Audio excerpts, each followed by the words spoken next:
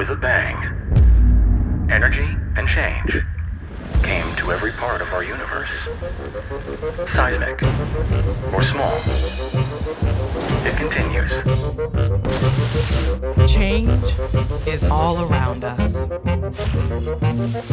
shaped by technology and human ingenuity. We can make it work for you and your business. Nous vivons tous dans le même monde, et pourtant nous le percevons différemment. Certains y voient de belles lignes, nous, du caractère. Certains y voient un nouveau moteur, nous, une nouvelle ère.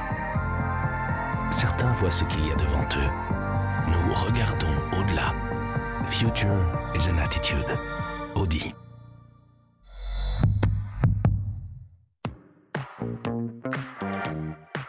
Manager en 2020, je dirais que c'était frustrant. Comme manager, on a envie de construire, de communiquer, d'avancer, de bâtir. Mon nom est Yvan Verhoekstraat, je suis le patron de Medimarket. Quand j'ai envie de quelque chose, je vais me battre vraiment pour y arriver et que ça donne de l'énergie aux autres. Oh là, il y en a pas mal, je dirais impatient. Quels joueurs je vais sélectionner pour les faire jouer à quelle place, la bonne place où ils vont pouvoir s'épanouir et donner le meilleur d'eux-mêmes. C'est des gens un peu fous quand même, qui on sait pas dire non, et quand on dit non, ça leur donne de l'énergie. La tête dans les étoiles d'abord, tout en gardant les pieds sur terre. La tête dans les étoiles d'abord. Je crois que j'ai un petit côté révolutionnaire. Un partenaire, je pense que c'est quelqu'un qui est vraiment à vos côtés. Et là, on a vraiment un accompagnement, une construction mutuelle depuis le début, depuis l'origine quelque part de l'entreprise jusqu'à là où elle est aujourd'hui. Et félicitations au manager de l'année 2020.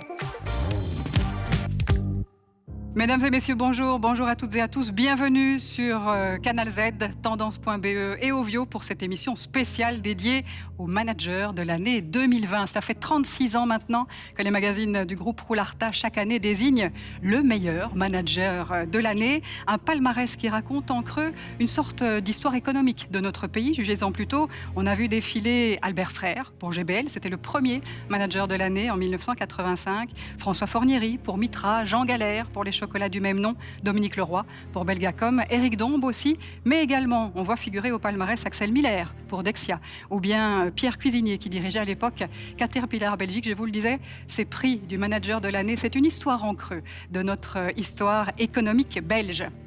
Qui sera le manager qui écrira l'épisode 2020, nous le saurons ensemble dans un instant. Alors habituellement, ce prix est remis devant un parterre dense du monde économique et politique. Cette année, conditions sanitaires obligent, nous sommes en émission spéciale par écran interposé et des invités se joindront à nous pour parcourir et connaître le nouveau lauréat. Alexander De Croo va nous rejoindre dans un instant, ainsi qu'Hamid Faljaoui, directeur de Trends Tendance. Avec eux, on essaiera de tirer quelques perspectives pour l'année 2021 qui s'ouvre. Jean-Hélène Bosch, président du jury, nous dira tout ce qu'il peut dire sur les coulisses de la désignation. Yvan Verhoekstraat, manager de l'année encore en titre pendant quelques minutes, viendra passer le flambeau à son successeur. Et puis, nous tenions aussi à donner un peu d'élan, un peu d'optimisme à cette édition du manager de l'année. Et un jeune entrepreneur, un game changer, comme il se définit lui-même, sera également notre invité. Il s'agit du jeune directeur de Permafungi. Qui sera le manager de l'année 2020 qui repartira avec ce trophée qui est ici devant nous? C'est ce que nous saurons ensemble dans une quarantaine de minutes. Le manager de l'année, c'est parti.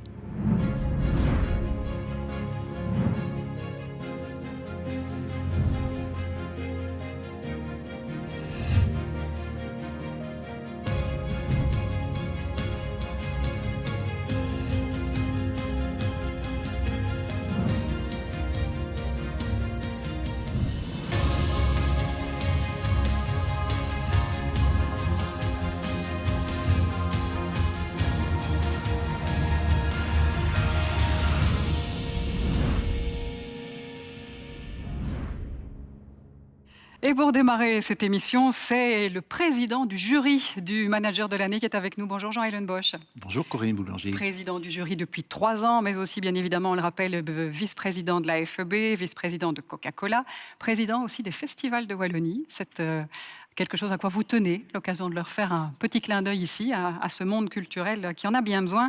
Alors Jean, chaque année, quand on se rassemble pour désigner le manager de l'année, on se dit à quel point cette édition est particulière parce que les personnalités, décidément, sortent du lot. Chaque année, on est sincère et puis chaque année, on dit la même chose. Cette année, pourtant, il s'agit vraiment, et c'est pas seulement dû aux personnalités, c'est dû au contexte, il s'agit vraiment d'une édition un petit peu particulière quand même. Il s'agit d'une édition tout à fait particulière. Parce que qui aurait pu imaginer l'an dernier, à pareille époque, que quelques mois plus tard, nous nous retrouvions dans une situation de confinement liée à cette crise sanitaire, à l'impact économique important et aux conséquences sociales graves également. Est-ce que ça a pesé sur les décisions du jury? Est-ce qu'ils ont orienté différemment les critères de sélection, les attentions humaines, par exemple, pour l'une ou l'autre qualité des managers? Indéniablement, ça a eu un impact. Maintenant, il ne faut pas se leurrer. On essaye d'avoir une vue holistique de la fonction de manager. Il faut savoir que finalement, la meilleure image que je peux avoir, c'est celle d'un capitaine de navire qui doit prendre soin de son paquebot, de sa cargaison, mais aussi et d'abord de son équipage et des passagers. Et puis, il doit les mener à bon port, quel que soit le temps, que la mer soit calme ou houleuse. Ici, l'année est particulièrement houleuse. Mais voilà, ils arrivent quand même à bon port. Voilà, c'est ça. Et en tout cas, les notions de résilience, de facteurs de rebond sont peut-être des facteurs qui ont été, auxquels le jury a été un tout petit peu plus sensible cette année, dû au contexte. Alors, une petite question pour se faire l'avocat du diable. Quand même, on est dans un contexte où on parle de difficultés économiques, de gestion compliquée, d'une crise sanitaire. On pourrait se dire parfois que quelque chose d'un peu superficiel, comme une remise de prix, est-ce que c'est bien utile? Mais au contraire, est-ce que ce n'est pas précisément dans ces moments-là qu'on a besoin aussi de fêter un tout petit peu les choses? Mais ça va au-delà de l'aspect festif. Je crois qu'il faut au contraire rendre hommage à toutes ces personnes qui ont fait preuve de cette résilience et de cette agilité. Et donc c'est essentiel de les mettre à l'honneur. Il est essentiel de rendre hommage à ces héros du quotidien que nous côtoyons tous les jours. Alors qu'ils soient particulièrement cette année écoulés dans le monde médical ou de l'enseignement, mais je songe aussi à ceux qui sont au sein des entreprises, qui ont été considérés comme essentiels et qui ont veillé à ce que l'approvisionnement continue, vaille que vaille.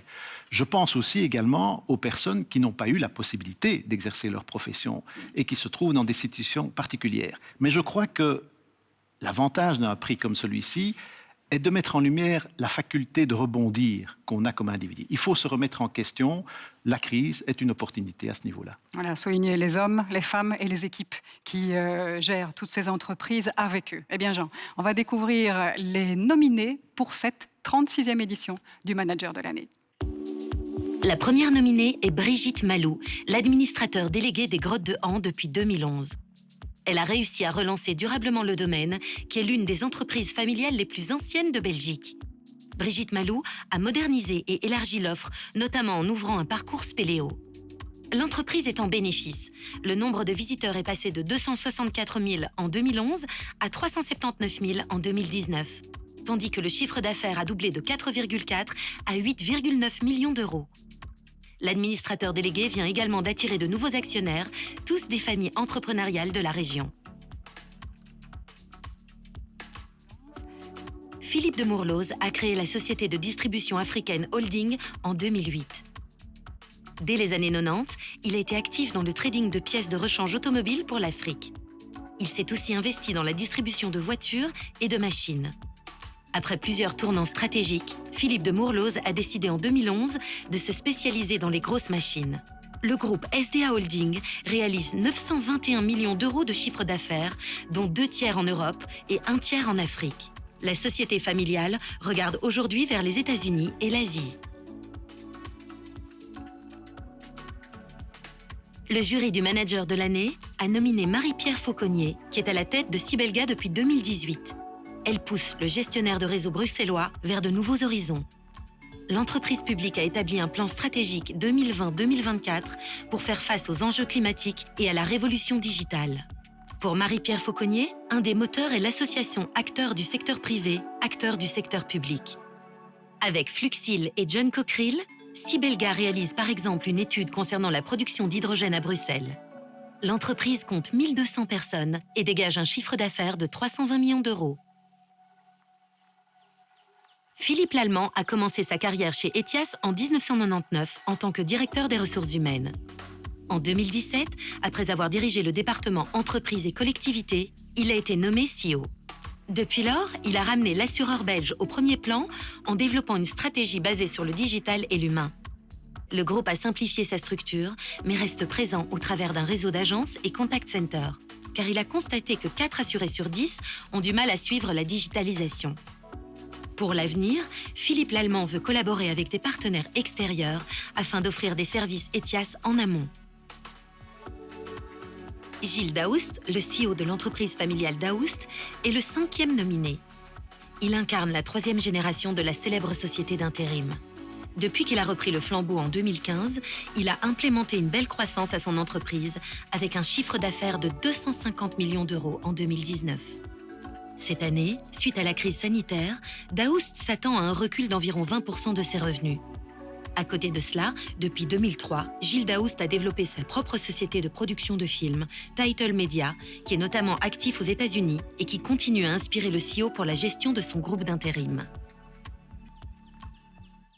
Et voilà les 5 premiers nominés des 10 que vous allez découvrir progressivement avec nous dans cette émission. Jean-Hélène Bosch, président du jury. Ça peut paraître un détail, une anecdote, mais les 5 nominés qui ont été désignés par le public, qui font partie d'un quintet de tête, ont dû se présenter devant le jury. C'est comme ça que ça se passe chaque année. Sauf que cette année-ci, évidemment, tout ça s'est fait en digital. Alors on voit bien, notamment pour les étudiants qui vivent cette bascule digitale, à quel point ça peut être une source de stress. Est-ce que pour nos managers, le fait d'être confrontés, de devoir se défendre devant le jury online, ça a changé quelque chose ou pas? Je crois que ça a changé quelque chose. Maintenant, le format, ils en sont coutumiers. Donc, je crois même que pour eux, c'était à la limite un peu plus facile. Parce que dans les autres jurys, en présentiel, il n'est pas facile de rentrer dans une pièce où vous avez 20 paires d'yeux qui sont fixés sur vous, c'est assez impressionnant. Ici, vous travaillez par écran interposé, donc c'est beaucoup plus cool. Voilà. J'aurais posé aussi une question, Jean-Hélène Bosch, au président du Conseil wallon à l'exportation qui a été instauré il y a un petit peu plus d'une année. On a évoqué tout à l'heure en début d'émission quelques noms du palmarès depuis les 36 ans qu'existe le manager de l'année. Il y a des gueules là-dedans, il y a des fortes personnalités qui ont connu chacun des heures et malheurs, mais ce sont des personnalités. Si nous avons, en Belgique, et je pense particulièrement à la Belgique francophone, si nous avons les personnalités, comment se fait-il que nos entreprises ne sont pas davantage présentes, et notamment à l'international? Mais je crois que nous pouvons et nous devons être fiers de ce que nous réalisons. Nous devons avoir cette fierté et un peu plus de chauvinisme. On entend trop souvent dire qu'en Wallonie, rien ne se passe. Je m'inscris en faux par rapport à ça. Je trouve qu'il y a effectivement énormément d'entrepreneurs. Maintenant, c'est vrai qu'il faut faire des efforts au niveau de l'emploi des langues, mais l'avantage qu'on a, étant une petite région, c'est que les portes du monde s'ouvrent à nous. Alors, allons-y. Voilà, une invitation à l'audace. C'est un petit peu ça. Aussi, ce manager de l'année, le temps passe, l'impatience de découvrir le lauréat de cette année va croissant. C'est logique, je vous propose de découvrir les 5 autres nominés. La PME Ménard de Dour est une championne cachée de l'économie wallonne. Depuis 2019, elle est gérée par Bérangère Ménard. Dans le monde entier, lorsque l'on souhaite trier, composter, recycler des déchets, on utilise les gigantesques machines de l'entreprise familiale. Depuis sa fondation en 1961, elle a évolué de distributeur de matériel agricole en concepteur de machines. En 2020, Ménard a réalisé un chiffre d'affaires de 9 millions d'euros, dont 85% vient de l'exportation. Le plus grand défi pour la directrice générale est de passer à un mode plus industriel, tout en préservant l'esprit familial et artisanal. Axel Kupiziewicz, fondateur et CEO de l'ASEA, est à nouveau nominé cette année par le jury. En 1999, il a déposé un brevet concernant le nettoyage de surfaces optiques par laser. Depuis lors, son entreprise est devenue le numéro 1 européen du micro-usinage laser. Après des années de croissance organique, Axel Kupiziewicz a racheté son concurrent montois Optech. L'ASEA réalise un chiffre d'affaires d'environ 20 millions d'euros. Elle compte se développer davantage en Asie et se renforcer en proposant une gamme de produits plus étendue. Le CEO croit que la période actuelle est propice aux acquisitions. Dans l'univers de la tech belge, Fabien Pincars est un emblème.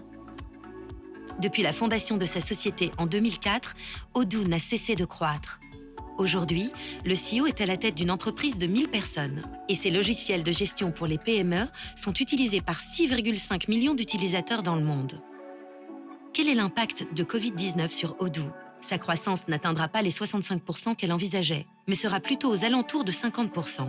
Le chiffre d'affaires estimé sera tout de même proche des 100 millions d'euros. Malgré l'entrée au capital du fonds américain Summit Partners fin 2019, Fabien Pincars reste actionnaire majoritaire de sa firme. En 2020, le groupe UCB devait franchir la barrière de 5 milliards d'euros de chiffre d'affaires. Depuis que Jean-Christophe Tellier en est devenu le CEO en 2015, le groupe affiche une croissance supérieure à celle du marché. Il y voit la confirmation de la solidité des fondations du groupe. UCB emploie 7500 personnes à travers le monde, dont 2200 en Belgique. Le groupe renforcera sa présence en Belgique d'ici 2024. Il investit 300 millions d'euros dans la construction d'une nouvelle usine pour la production de bimekizumab, un médicament contre le psoriasis. Ainsi, UCB créera 150 nouveaux emplois. Depuis 2006, Geoffroy Jacobs a repris et dirige la société Euroquartz, qui vend des mélanges de sable de haute technologie aux 4 coins du monde. L'activité est méconnue, mais les produits d'Euroquartz, parfois extrêmement complexes, sont utilisés dans des secteurs en plein essor, comme l'éolien offshore ou la géothermie, sans oublier les secteurs traditionnels et plus locaux, comme la construction ou les stations d'épuration. Malgré la crise, l'activité de la PME basée à Hupei est en forte croissance et Geoffroy Jacobs prévoit même de continuer à investir en 2021. Et voilà, vous les connaissez tous, ces 10 nominés au titre de manager de l'année. Vous avez lu leurs portraits aussi probablement dans le Trends Magazine. Ils sont toujours disponibles, ces portraits, sur tendance.be. Jean-Hélène Bosch, une toute dernière question. Qui que soit le lauréat tout à l'heure, qu'est-ce que vous pourriez lui souhaiter pour lui donner de la niaque ? Je souhaiterais qu'elle ou il aille au bout de ses rêves et en tout cas que cette personne prête une attention tout à fait particulière au capital humain, parce que c'est sa seule raison d'exister. Oui, c'est une des leçons de la crise, prendre Absolument. garde au capital humain. Jean, on vous retrouve tout à l'heure avec le lauréat. Vous lui ferez savoir la décision du jury. Et quant à nous, je vous le disais, cette émission spéciale, c'est aussi l'occasion de recevoir des invités. Alexander De Croo sera des nôtres dans un instant. Et Hamid Faljaoui également, l'homme qui n'a peur de rien, s'est engagé pendant cette émission à jeter un regard sur 2020, un regard bilan, mais aussi un regard de perspective sur 2021.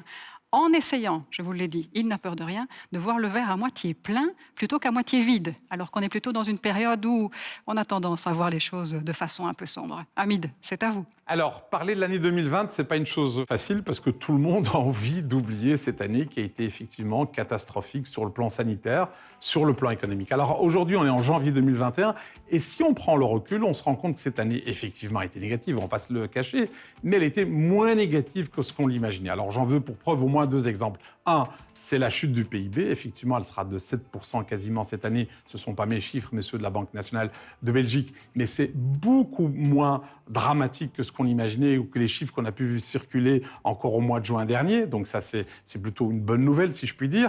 Deuxièmement, on nous a tous dit, on nous a répété à l'infini que c'est la crise la plus grave sans doute depuis 1929. Or, qu'est-ce qu'on constate ? C'est que la plupart des instituts qui font des prévisions économiques nous disent que nous pouvons revenir au statu quo ante, c'est-à-dire en fait revenir au PIB juste avant la pandémie, sans doute vers la fin 2022 ou tout au début 2023. Ce qui veut dire que pour une crise qui a été dramatique, revenir au statu quo ante en moins de 2 ans, c'est pas si mal que ça. Alors comment est-ce qu'on est arrivé, je dirais, à ce bilan qui n'est pas aussi catastrophique que ce que l'on peut imaginer ? Simplement parce que nos élites, nos dirigeants politiques, économiques ont tiré les leçons des crises de 2008, c'est-à-dire la crise des subprimes, de la crise de 2012, qui est la crise de la dette publique. Comment ? Simplement parce qu'ils ont réagi extrêmement rapidement. On l'a vu avec la Banque centrale européenne qui a maintenu les taux d'intérêt au plancher, à 0% quand ils ne sont pas en taux d'intérêt négatif. On l'a vu aussi avec l'Allemagne qui n'a pas mis son veto pour la mutualisation de la dette publique. D'ailleurs, c'est grâce à ça que les Italiens vont recevoir 200 milliards d'euros bientôt, la Belgique 5 milliards. On l'a vu aussi avec la Commission européenne qui a mis en place un plan pour verdir notre économie. C'est un plan qui n'est pas anecdotique puisqu'on parle de 750 milliards d'euros. On l'a vu aussi avec les différents gouvernements, en Belgique notamment, qui ont été très très rapides sur la balle, qui ont instauré le chômage technique, qui ont permis les droits de passerelle, etc., qui ont permis aussi les moratoires des faillites, qui est encore valable jusque fin janvier, si je ne m'abuse. On l'a vu aussi, il y a eu des bonnes nouvelles, c'est qu'on a un changement de locataire à la Maison-Blanche, on a Joe Biden. Alors, je ne suis pas en train de dire que Joe Biden ne va pas regarder les intérêts des États-Unis, mais on aura quelqu'un d'un peu plus normal et qui va pacifier les relations entre les États-Unis et les autres pays. Et quant au Brexit, on imaginait le pire, finalement, on a quand même trouvé un accord qui n'est peut-être pas parfait, mais au moins il y a un accord. Et la FEB, donc la Fédération des entreprises de Belgique, a encore remarqué que grâce à cet accord, on aura une croissance supplémentaire de 0,5%. Et aujourd'hui, on ne va pas bouder son plaisir. Voilà, ça c'est pour l'année 2020, qui n'est pas bonne effectivement, mais qui est moins catastrophique que ce qu'on nous dit. Alors pour 2021, le défi, il est très simple, il a un seul mot, c'est vaccin. Le vaccin, tous les économistes vous le diront, c'est le meilleur plan de relance économique qu'on puisse trouver. Le plus tôt on vaccine la population belge ou les autres, effectivement, le plus tôt on évitera des dégâts au niveau social. Et donc, en fait, plus vite on vaccinera, moins il y aura de chômeurs en Belgique. Et donc, ça, c'est très important. Alors, le défi, évidemment, du gouvernement, c'est un défi de communication, puisqu'une partie de la population est contre le vaccin.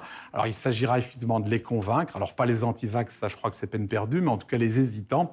Et comment une suggestion qu'on peut faire à nos éminences politiques, c'est de dire, qu'elles vont se vacciner, et puis de se montrer face cam en train de se faire vacciner.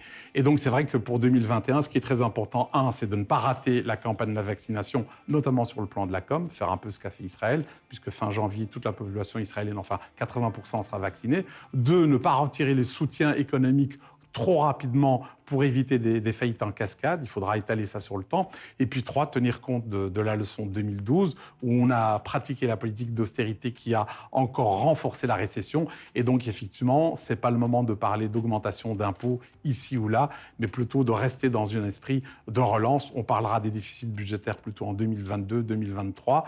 Ça ne veut pas dire qu'on doit faire n'importe quoi, mais ne parlons pas je dirais, de rigueur ou d'austérité encore en 2021, c'est beaucoup trop tôt. Voilà, Corinne, j'espère que ce message, ce bilan et ces perspectives permettront d'éclairer nos téléspectateurs. Et moi, j'ai en tout cas très hâte de vous retrouver pour connaître le nom du gagnant, du lauréat manager de l'année de cette année. Impatience partagée, Hamid, on vous retrouvera dans un instant. Et c'est l'actuel manager, encore en titre pour quelques minutes, qui est avec nous. Bonjour Yvan Verhofstadt. Bonjour. Vous allez avoir la lourde mission de nous dévoiler le quintet de tête, les 5 nominés pour lesquels le public a voté. Un petit mot quand même sur le manager que vous êtes, sur MediMarket. L'année 2020 avait démarré sur les chapeaux de roue avec votre titre, et puis vlan, le Covid arrive.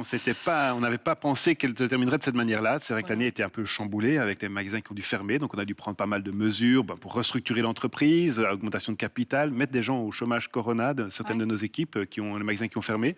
Donc pas facile, mais enfin je pense qu'on a pris les mesures nécessaires pour préparer l'entreprise pour pouvoir redémarrer dès que possible. Et nos clients reviennent assez rapidement chez nous, donc ça c'est pas mal. Vous retenez quoi de cet épisode-là ? On retient que quand même, chacun vit cette crise de manière très différente. Et moi, je retiens aussi, à titre personnel, combien il est important que les équipes puissent se retrouver. Et donc là où peut-être les gens investissent beaucoup dans le télétravail, moi, j'ai investi aussi dans des nouveaux bureaux, avec des lieux d'échange possibles, des salles de réunion, pour que dès que ça sera possible et permis, on puisse rééchanger, parce que l'humain, c'est quand même dans l'échange et dans le contact qu'on peut en tirer le meilleur. Le meilleur du télétravail et le meilleur du présentiel. Le meilleur de chaque monde. Voilà, exactement. Yvan, je vous propose de découvrir les 5 noms de ce quintet de tête. Vous avez une enveloppe. Tout à fait. Il y a Suspense. 5 noms dessus. Vous n'allez pas tous nous les donner d'une traite. Juste le premier. On commence par le premier. Alors, le premier nominé est Gilles Daoust. Gilles Daoust, CEO de Daoust, l'entreprise familiale d'intérim bien connue dont il incarne la 3e génération. Une entreprise qui a amené Gilles Daoust en croissance depuis qu'il en a repris le flambeau. Alors c'est pas évident, Yvan Verhofstadt, de se prononcer sur ses pairs managers. Un homme, Gilles Daoust, que vous n'êtes pas étonné de voir dans le palmarès. Mais non, on sent que c'est quelqu'un de communicant, de vivant, et puis il aurait pu se contenter, quoique contenter quand il s'agit de reprendre la 3e génération d'une entreprise, c'est jamais simple. Je le souhaite pas à mes enfants et donc jamais voulu pour eux. Mais enfin, ici, il aurait pu être simplement un manager. Et on sent que plus qu'un manager, c'est aussi une 3e génération d'entrepreneurs. Et il a vraiment voulu garder son petit jardin secret et créer sa propre entreprise aussi à côté. Et je pense que ça, c'est sain, c'est un équilibre sain. Et ça montre aussi que c'est quelqu'un de créatif, de volontaire. Et donc, je pense que c'est pas étonnant qu'il se situe dans le dernier des derniers 5. Voilà, dans les derniers 5. Il y a 4 autres noms sur votre fiche. Tout à fait. Le deuxième est Philippe de Mourlose. Et c'est donc le deuxième nominé, toujours, au titre de manager de l'année, mais qui se resserre dans ce quintet de tête. Philippe de Mourlose, encore un patron d'une entreprise familiale. SDA Holding est actif dans la distribution de pièces et machines automobiles, bien implanté en Afrique, où il réalise un tiers de son chiffre d'affaires. Le groupe a des ambitions vers les États-Unis et vers la Chine. Alors, c'est un homme, monsieur de Mourlose, qui, dans le portrait qui lui avait été consacré par Trends, disait toute l'importance pour lui du sport. Il se dit triathlète, marathonien. C'est aussi quelque chose qui vous tient à cœur, ça, le sport. Tout à fait, et je l'ai vu dans un petit clip Facebook qui a été tourné et qu'il a partagé sur les réseaux sociaux. Et c'est vrai que je pense que le sport, on dit souvent que mieux qu'un interview, pour regarder la personnalité de quelqu'un, c'est de voir comment il se considère ou comment il se comporte dans un sport d'équipe, ou même la rigueur qu'il a par rapport à lui dans un sport individuel. D'accord. Et je pense que ça révèle pas mal le caractère des gens qui vont au bout d'eux-mêmes. Et je pense qu'ici, on a quelqu'un qui doit être assez dur avec lui-même pour faire du triathlon. Il faut avoir une certaine discipline quand même. Vous êtes dur avec vous-même, vous ? Moi, je suis plutôt assez chaud sur le terrain, je veux dire. D'accord. Troisième nom, si vous voulez bien, Yvan, pour le troisième poursuivre. lauréat est Philippe Lallemand. Philippe Lallemand, CEO d'Etias depuis 3 ans. Sous sa direction, vous l'avez entendu dans le portrait qui lui a été consacré tout à l'heure, le groupe se transforme. Il a simplifié la structure, reconduit le pacte d'actionnaires impliquant les régions et le fédéral, démarré aussi une stratégie de digitalisation, tout en restant, c'est comme vous, Yvan Verhofstadt, en contact physique avec le public, parce que Etias a constaté que 4 de ses clients sur 10 se déclarent avoir des difficultés avec le digital. Etias qui développe aussi, et là aussi, c'est quelque part un petit peu comme MediMarket, une stratégie, une politique d'offre écosystémique avec des services en amont et en aval de l'assurance. C'est le patron d'Etias, un homme qui a fait le pas du public vers le privé. C'est une manière d'envisager une carrière. Je ne le connais pas personnellement, mais c'est clairement quelqu'un qui a des convictions, qui passe par l'Institut Émile Van de Velde, et puis qui, à un moment donné, se décide, il dit je vais peut-être pas seulement faire du conseil ou de l'analyse, je vais mettre les pieds ou les mains dans le cambouis, et qui vient dans le privé. Je pense que c'est intéressant, et c'est intéressant qu'il y ait des ponts entre le politique et quelque part et le monde de l'entreprise. Moi, j'ai toujours, d'ailleurs, si nos politiciens se limitaient à 8 ans de carrière en politique et étaient obligés de faire autre chose après, on aurait probablement encore des politiciens plus ancrés dans le réel. Vous avez fait un petit détour en politique, vous, à un moment. J'ai fait un tout petit détour par la politique, mais voilà, on ne sait jamais. On ne sait jamais. Ça c'est peut-être la phrase de la soirée. Alors, il me semble qu'il nous reste encore sur votre liste, Yvan Verhofstadt, 2 noms. 2 noms. Le premier de ces 2 noms est Fabien Pincart.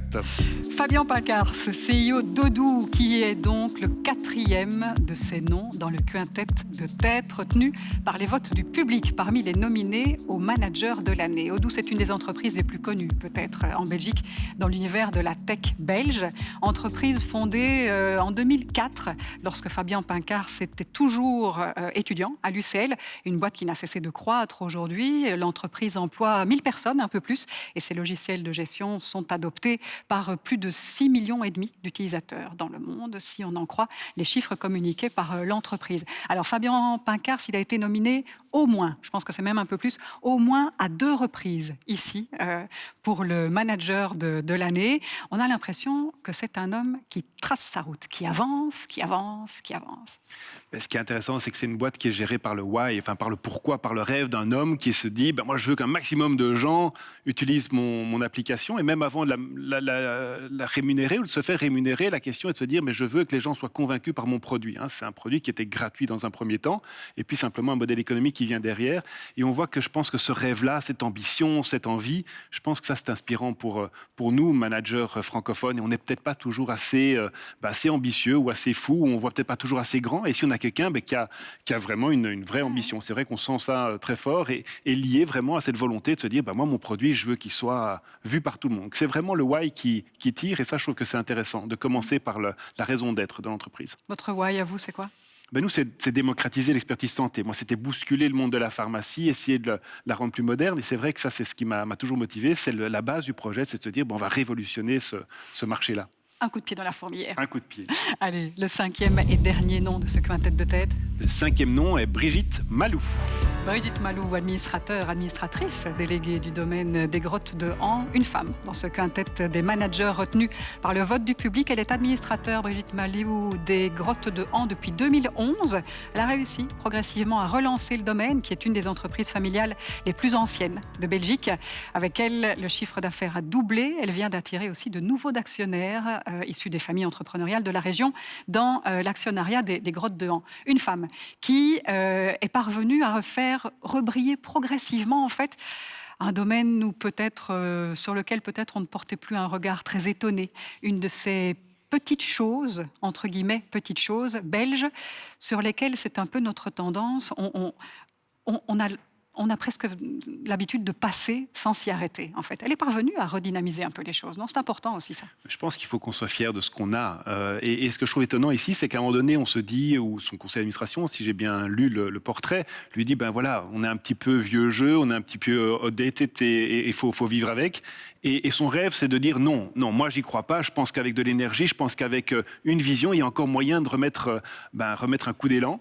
Et elle le fait avec brio, et on voit que quand quelqu'un porte un projet avec conviction, il arrive à en faire quelque chose de bien. Et je pense que là, elle a vraiment réussi à remettre et à insuffler tout son rêve dans cette entreprise, et ça porte ses fruits. Donc voilà, je pense que c'est aussi une leçon à retenir. Du why, là aussi. Hein, là aussi, il y a vraiment une volonté, exactement, une vision. Et de l'envie d'y aller, et de tirer une région progressive, probablement avec elle aussi. Ben voilà, merci beaucoup, Yvan Verhofstadt. Avec plaisir. Le moment s'approche. Hein. Là, il n'y a même plus qu'une poignée de minutes pour que vous soyez encore... Je pense qu'on a des bons candidats pour reprendre le flambeau. Manager en titre. Ça, c'est super. On va progresser, en effet, vers la désignation de ce lauréat. Et pour ça, on va rejoindre le Premier ministre, Alexander De Croo, et Hamid Fadjaoui.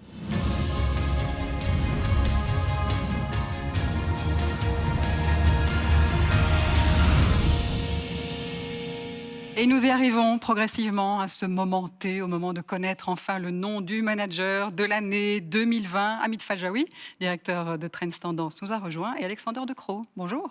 Bonjour, bonsoir. Alexander De Croo, l'année dernière, je ne sais pas si vous vous en souvenez, pour le même événement du manager de l'année, on était au Ezel. Vous aviez face à vous 1 millier de personnes, grosso modo, 3 femmes entrepreneurs. Oui. Vous avez mené un débat sur l'entrepreneuriat au féminin. Cette année, on vous reçoit comme Premier ministre. L'année prochaine, vous nous prévoyez quoi comme surprise ? Personne n'a pu prévoir ce qui s'est passé l'année passée, et donc on ne le sait pas. Mais ce qu'on peut espérer, naturellement, c'est que l'année qu'on a entamée maintenant, que voilà, ce sera une année où on pourra de nouveau faire plus de choses. On a eu tellement de choses qu'on s'est auto-interdit les uns les autres, pour une bonne raison. On voit quand même maintenant de la lumière à la fin du tunnel, et je pense que tout le monde espère qu'on pourra à un moment donné de nouveau organiser des grands événements, de nouveau pouvoir avoir des interactions humaines sans devoir être toujours tellement prudent comme on le fait maintenant, de pouvoir le faire d'une manière plus spontanée que l'année passée. C'est un engagement, on achète, on prend. Oui, j'espère. On espère pour le mois de mars peut-être. Pas de date. Pas de date, mais je pense qu'honnêtement, il faut être réaliste. J'espère qu'en mars, les choses iront mieux. Mais organiser des grands événements, être sûr que quand on a une interaction avec quelqu'un, qu'on n'a pas le risque de lui ou elle rendre malade, ce ne sera pas pour mars, hein, ce sera plutôt l'été ou peut-être pendant l'été. Moi, j'aime bien donner de la perspective, mais donner des faux espoirs, je pense que c'est pire. Alors, il y a au moins une certitude qu'on sait pour 2021, c'est que votre plus grand défi, c'est de réussir ce plan de vaccination. Est-ce qu'on peut considérer, c'est ce que pensent d'ailleurs la plupart des économistes, que le meilleur plan de relance économique, c'est de réussir cette vaccination ? Je pense honnêtement que le plan de vaccination, c'est la base. On doit le faire, on doit bien le faire, on doit tout organiser pour que ça se fasse de la manière la plus efficace que possible. Nous savons qu'il y a beaucoup de vaccins qui sont fabriqués en Belgique. Les vaccins qui rentrent chez nous, le jour d'après, ils doivent pouvoir être appliqués chez une personne. C'est la base.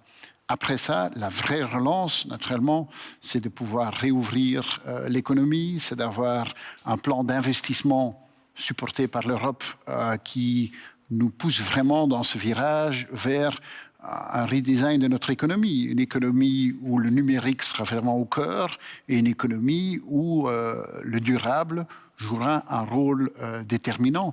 Et ce virage économique-là, notre pays doit être à la tête du peloton. Alors, restons sur le plan de vaccination quand même. On se rend compte aussi qu'il y a une partie de la population, pour des bonnes et mauvaises raisons, se méfie des vaccins. Et donc, c'est vraiment ce défi de la défiance. On se méfie de l'État, on se méfie de l'industrie pharmaceutique. Comment est-ce qu'on peut lever ce défi de la défiance?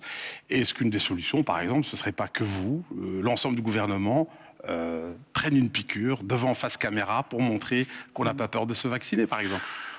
En tout cas, voilà, moi, je vais me faire vacciner.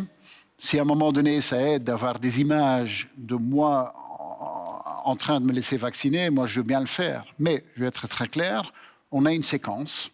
Et la séquence, on l'a déterminée basée sur le risque que les gens courent. Et on a décidé de d'abord faire les gens plus âgés, qui sont dans des maisons de soins, etc. Bon, à un moment donné, ce sera la population active, et j'en fais partie. Je le ferai à ce moment-là. Je ne vais pas sauter ma place pour pouvoir montrer cela, parce que je pense que, d'abord, la méfiance par rapport à la vaccination en Belgique, elle est quand même plutôt faible si on le compare à d'autres pays. Les sondages montrent que quand même 70% de gens ont l'intention quand même de se faire vacciner, donc c'est une bonne chose. Et puis voilà, si vous avez des doutes, il ne faut pas m'écouter moi. Si vous avez des doutes, il faut écouter des médecins, il faut écouter nos scientifiques. C'est des gens qui connaissent les vaccins, qui en connaissent tous les détails. Moi, je peux vous expliquer, mais je ne suis pas l'expert dans le domaine même. Et en Belgique, on a dans ce domaine tellement d'expertise. Nous sommes un des champions du monde dans le domaine de la vaccination, dans la fabrication de vaccins. Écoutons les scientifiques. Mais est-ce qu'à un moment, la valeur d'exemple et le côté émotionnel n'est pas plus entraînant que le côté rationnel des experts? Oui, peut-être. Et donc, comme je l'ai dit, voilà, si ça aide de montrer des images que je me fais vacciner, très bien. Mais on a vu, et on va en voir dans les jours qui viennent, constamment des images de gens qui vivent dans une maison de repos, qui se font vacciner. Donc voilà, je pense qu'il y a assez d'images pour montrer qu'il ne faut pas douter. On le voit, il y a un débat dans des pays voisins de la Belgique sur le rythme de cette vaccination. Est-ce que ce n'est pas aussi un défi très important, c'est d'aller très rapidement, parce que plus vite on ira, moins il y aura de chômeurs, moins il y aura de dettes publiques, moins il y aura de morts, en fait, tout simplement. Ah, mais ça c'est clair, hein, c'est que la vitesse de vaccination sera déterminante. On l'a fait basé sur un programme européen où on aura accès à 6-7 différents vaccins, des vaccins avec peut-être des caractéristiques différentes. Mais je vais être clair, on vaccinera à la vitesse de production. Et donc les vaccins qui rentrent dans notre pays ou qui sont fabriqués dans notre pays pour la Belgique, il faudra qu'on puisse suivre. Et j'ai été clair par rapport à notre task force, c'est qu'on doit surdimensionner notre planning. Donc on a un planning maintenant avec les livraisons qu'on connaît, mais en fait il faut s'attendre que peut-être ce sera le double, ce sera 2 fois plus vite et qu'on pourra vacciner à ce tempo-là. Une dernière question, Alexander De Croo, avant de connaître le nom du manager de l'année. On va essayer de prendre un petit peu de hauteur par rapport à cette omniprésente gestion de la crise. Quand on s'engage en politique, on a une vision sociétale, on a une envie de marquer quelque chose. Vous n'en avez pas marre, parfois, que votre taf, aujourd'hui, ce soit essentiellement de la gestion de crise? Vous n'avez pas envie de transformer tout ceci en opportunité pour amener les changements que vous voudriez voir amener? Tout à fait. Mais quand on veut reconstruire une maison, quand il y a l'incendie dans la maison, il faut d'abord éteindre l'incendie. Donc voilà, il faut gérer la crise. Et c'est clair que je ne suis pas rentré dans la politique pour interdire aux gens le nombre d'invités dans leur maison, pour interdire plein d'activités. C'est juste à l'encontre de ma philosophie politique. Mais je pense qu'aujourd'hui, on fait ce qui est nécessaire. Mais en effet, je pense que cette crise nous a aussi montré quels sont les défis et les opportunités pour un pays comme la Belgique. On a bien vu que le numérique est une solution et a été une solution dans cette crise et qu'on ne peut pas se permettre de ne pas être dans le devant par rapport à cela. Cette crise a aussi montré que dans des situations d'urgence comme celle-ci, que notre pays est trop lent. On n'arrive pas à prendre les décisions à la vitesse qui est nécessaire. Dans le monde d'aujourd'hui, ce n'est pas la taille qui est tellement importante, c'est la vitesse. Et un pays comme la Belgique, on doit pouvoir être plus rapide. Et on a bien vu que les discussions qui sont parfois un petit peu théoriques sur la réforme de l'État, aujourd'hui, je pense que c'est très clair. C'est est-ce qu'on parvient à décider rapidement et est-ce qu'on donne aux gens un retour pour ce qu'on met dedans? Et c'est clair qu'on peut le faire mieux. Et c'est ça le défi pour les années qui viennent. Ouais. Qu'est-ce que vous voudriez qu'on dise de vous dans 4 ans? Ouf, ça, honnêtement, vous savez, ça fait 3 mois maintenant, j'ai pas encore eu le temps de vraiment y penser. C'était non plus pas vraiment... l'année passée, je ne m'attendais pas d'être dans ce rôle-ci maintenant. Mais peut-être quelques éléments. D'abord, qu'on a protégé les gens. On a protégé leur santé. On a protégé leur santé économique. On a fait ce qui était nécessaire pour aider des gens qui sont dans une situation de vulnérabilité et que probablement, il y a 1 an, ils n'auraient jamais cru d'être dans cette situation-là. Deuxième élément, c'est que je trouve que dans notre pays, on a tellement de talent, mais il y a tellement de gâchis de talent dans notre pays. On a tellement de choses que les gens ont. Finalement, dans notre pays, on n'a pas de ressources naturelles. Tout ce qu'on a, c'est ce qu'on a dans notre tête, c'est le talent qu'on a. Et si dans 4 ans, on est une société dans laquelle on utilise mieux le talent qu'on a, on arrive à mieux développer tout le talent dans notre pays, ça, clairement, ce serait quelque chose qu'on doit faire comme équipe, pas uniquement moi. Non. Eh bien, vous nous tendez une perche magnifique pour annoncer le talent, précisément, qui est au cœur de nos propos aujourd'hui. Hamid, on va devoir se séparer puisque les règles sanitaires imposent qu'on ne soit pas plus que 3 autour de cette table. Et dans un moment, on va découvrir qui sera le lauréat, le manager de l'année 2020. Après un petit détour, ceci étant, par un autre talent, un autre futur manager de l'année. Pourquoi pas, peut-être, un jeune entrepreneur, un game changer. Regardez. Pour moi, la définition d'un game changer, c'est quelqu'un qui va suivre son intuition pour essayer d'améliorer les choses et de changer ce qui ne va pas, plutôt que de se conformer au cadre existant. Je suis Julien Jacquet et je suis administrateur délégué de Permafungi. L'idée initiale de Permafungi, elle est venue d'une ferme en Thaïlande qui récoltait des champignons sur mare de café. Pour produire les champignons chez Permafungi, il y a 3 étapes. La première, elle s'appelle l'inoculation. C'est là qu'on va faire l'économie circulaire. On va récupérer le marc de café, qui est un déchet ultra abondant et gênant à Bruxelles. On va le mélanger avec de la paille et du mycélium, qui est l'être vivant qui donne le champignon. La deuxième étape, c'est l'étape d'incubation. On va laisser ce mycélium manger le marc de café et le transformer. Cette deuxième étape prend 15 jours. Et la troisième étape, c'est là que va sortir le champignon. C'est le fruit du mycélium. Ça dure 1 semaine, ça va très vite. Chaque jour, le champignon va doubler de volume. Et à la fin de cette étape de fructification, on va récupérer le résidu pour le transformer dans un matériau qui peut remplacer le plastique. Et toute l'économie circulaire est bouclée. Dans les caves de Tour et Taxi, on a un espace immense. Il y a déjà les murs, c'est déjà chauffé. On a un environnement qui est parfait pour la culture des champignons. On est central dans le cœur de Bruxelles, c'est-à-dire que pour aller chercher le marc de café à vélo et délivrer les champignons, on est proche de tout.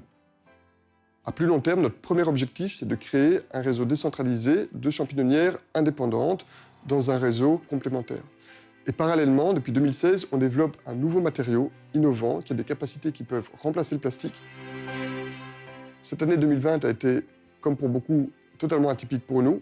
La plupart de nos champignons sont vendus à l'Horeca et en 2020, on a dû se rediriger vers les particuliers et donc on a dû développer des façons de vendre directement aux consommateurs. Tous les jeunes entrepreneurs, à toutes les jeunes entrepreneuses qui voudraient se lancer, le message que je donne, c'est d'oser se tromper, d'oser y aller. On n'apprend pas à marcher sans tomber plusieurs fois, et donc de créer son entreprise avant qu'elle soit parfaite et de ne pas toujours écouter ceux qui ont peur qu'on se trompe, est pour moi un bon conseil. Je pense que le concept du manager de l'année est important. En tant qu'entrepreneur, en général, on voit toujours l'étape d'après et on a du mal à fêter les choses. Et de s'arrêter un moment et de décerner un prix à ceux qui ont particulièrement bien réussi, mais plus globalement de fêter ce qu'on a réussi avant de continuer, ça me paraît essentiel. Fêter ce qu'on a réussi avant de continuer. Eh bien, c'est exactement ce qu'on va faire avec notre manager de l'année. Alors, Alexander De Croo, vous avez l'enveloppe. Oui. On n'a pas face à nous le millier de personnes que l'on a habituellement, donc on va essayer d'y mettre un petit peu les formes. Je ne sais pas si on peut faire monter l'ambiance. On va essayer de faire cela. Faites traîner en énonçant le nom du lauréat. Donc, le Trends Manager de l'année est Fabien Pincars de Audoux. Fabien Pincars, fondateur de Odoo, la scale-up wallonne qui est citée en exemple, en emblème de la tech wallonne.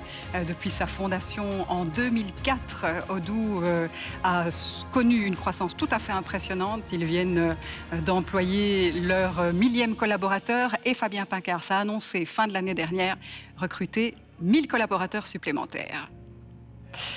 Et Fabien Pincars, il est là. Bonjour. Bonjour Fabien Pincars. Bonjour. Bravo. Oui, merci. Je suis content. Ah ben j'imagine. C'est surtout le résultat d'une équipe. Moi, je ne suis que le représentant d'Odoo et c'est clair que... Voilà. On sent une émotion dans la gorge là quand même, ça fait quoi? C'est une bonne manière de commencer l'année. C'est clair que c'est un beau titre, donc ça fait plaisir. Alexander De Croo, si Odoo est une réussite, il y a quand même un point d'attention pour Odoo aujourd'hui, c'est que dans le recrutement dont vous avez l'ambition, vous avez des difficultés, Fabien Pincars, parfois à trouver des talents. Ça, c'est un enjeu aujourd'hui, faire monter en compétences les talents du numérique pour répondre aux besoins d'un Fabien Pincars. Tout à fait d'accord. Je pense qu'un pays comme la Belgique, voilà, ce qu'on a, c'est les talents. Et il y a trop de gâchis de talents. Et donc, si vous parvenez, dans votre rôle que vous avez pour l'année qui vient, comme manager de l'année, c'est d'inspirer des gens et de montrer que c'est possible et d'expliquer que l'entrepreneuriat est quelque chose qui est accessible à plein de gens. C'est un peu le rôle que vous allez jouer cette année-ci, j'espère. Je vais le faire. Mais alors, vous apprendrez l'informatique aux années primaires à l'école. Je suis tout à fait d'accord. Tout à fait d'accord avec vous. Chiche, le pari est lancé. Comment pourra-t-on vérifier que ça se passe? Mais je suis tout à fait d'accord avec... D'ailleurs, je le fais moi-même avec mon fils. Mon fils a 12 ans. Et moi, en fait, comme enfant, j'ai toujours adoré l'informatique. Et donc, je lui apprends le Python, qui est un langage de programmation. On le fait ensemble. C'est important dans Fabien Pincars, vous êtes parvenu à lancer un défi, Alexander De Croo. On se demandait tout à l'heure quelle était la surprise pour l'année prochaine. Ça va, on l'a trouvé. Peut-être. Voilà, le codage à l'école. Très bien. En mode Python. Merci beaucoup, Alexander De Croo. Et Fabien, vous vous demandiez pourquoi le jury vous avait sélectionné. Eh bien, voici la raison de Jean-Hélène Bosch. Au nom des membres du jury et de la rédaction de Trends Tendance, je tiens à féliciter chaleureusement Fabien Pincars pour l'attribution du titre de manager de l'année 2020. Alors, en le choisissant, le jury a voulu mettre en lumière une personnalité qui agit avec détermination, une personnalité qui va au bout de ses rêves et qui allie agilité et résilience, une personnalité qui est véritablement nourrie par l'esprit d'entreprendre, une personnalité qui, voici près de 20 ans, s'est jetée seule à l'eau à bord d'une frêle embarcation et qui aujourd'hui se retrouve à la tête d'un paquebot de plus de 1000 personnes. Cette personnalité qui met en avant les capacités d'un manager, parce qu'au fil des transformations, il a dû allier les différents types de management.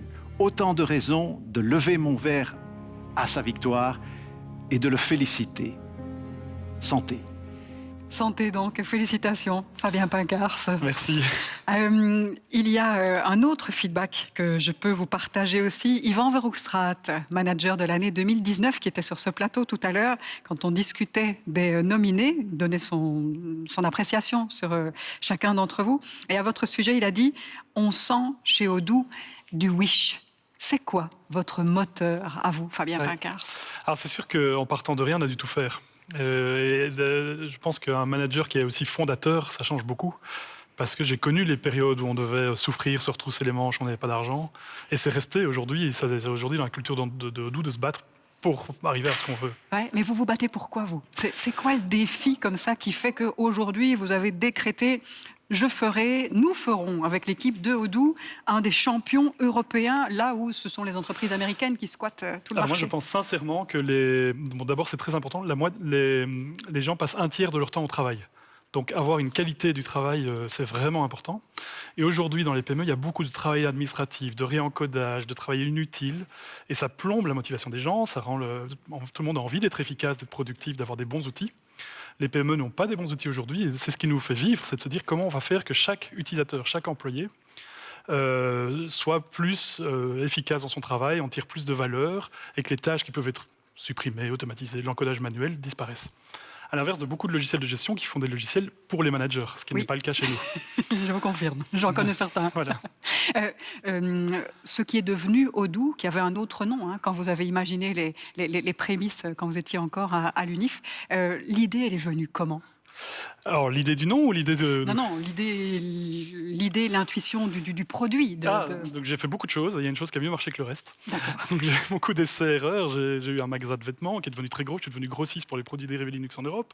J'ai fait le marché de l'art. Je suis devenu un des plus gros du marché de l'art. Je vendais plus d'objets qu'eBay.b en ligne. J'ai fait beaucoup de sites web, des e-commerce, j'ai fait des virus, des antivirus. Et à la fin, j'ai fait Odoo, qui était pour moi la manière de concilier deux de mes passions, qui sont la gestion et l'informatique. Et ça a permis de concilier mes deux passions en un seul produit. D'accord. Et vous m'avez tendu la perche. Pourquoi Odoo ? Alors, si vous regardez, vous prenez les sociétés les plus valorisées en bourse dans l'IT, dans le numérique, et vous les classez par nombre de O dans leur nom. 0 O, 1 O, 2 O et 3 O. En fait, il y a une courbe croissante en fonction du nombre de O. Par exemple, vous avez Microsoft, Google, Salesforce.com, c'est Salesforce.com. Donc, les plus gros ont 2 O. Donc, c'est dit, il faudrait qu'on ait 3 O. Voilà, c'est l'évidence même.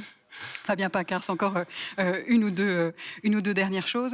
Il se dit de vous que vous n'êtes pas un de ces managers qui est très présent dans les événements de l'écosystème start-up, mais que vous préférez aller plutôt dans les foires. Là, vous pouvez rencontrer les utilisateurs de vos produits, éventuellement.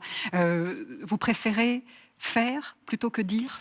Ce qui est sûr, c'est que je ne travaille pas beaucoup sur le day-to-day. On a des super équipes qui font ça. Moi, mon rôle, c'est de faire que l'entreprise ait toujours plus de 50% de croissance dans les années à venir, dans 3 ans, dans 5 ans. Donc, je travaille beaucoup à l'interne, à travailler avec les employés, les processus, faire que tout le monde devienne meilleur, etc.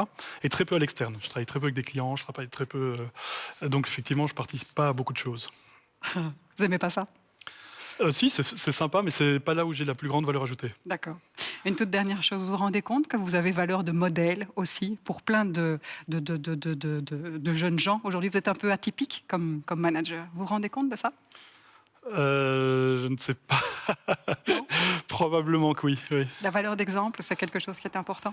Oui, c'est comme ça qu'on apprend. Ouais. Même nous, en interne, souvent, lorsqu'il y a des problèmes dans l'entreprise, je vais me retrousser les manches et montrer comment faire plutôt que de dire il faut faire comme ça. Une toute dernière question, Fabien Pincars. Ce trophée, vous allez en faire quoi ? On va trouver une manière de faire la fête et d'en faire participer les collaborateurs. Voilà, et exposer tout ça et en profiter ensemble. Oui. Eh bien, bravo encore. Merci à vous aussi d'être venu participer avec nous à cette désignation tellement inhabituelle cette année. Voilà, c'était un plaisir de la partager avec vous. Fabien Pincars, excellente année 2021, excellente édition de ce nouveau manager de l'année. Il est là, ce trophée, il est à vous. Prenez-le. Merci.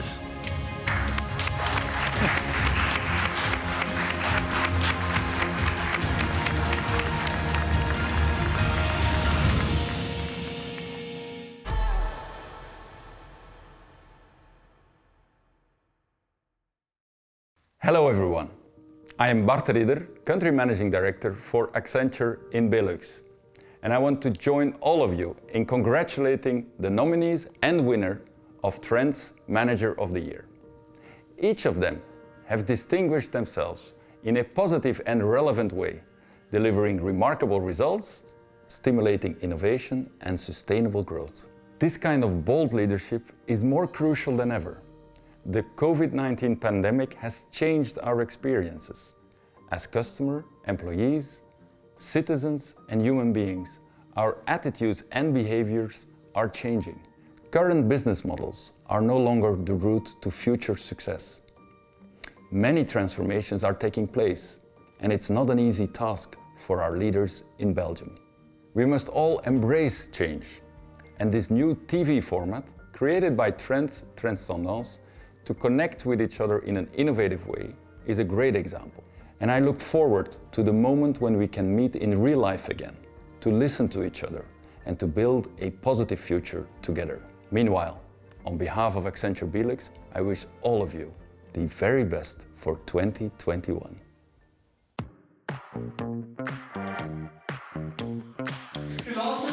On y va ?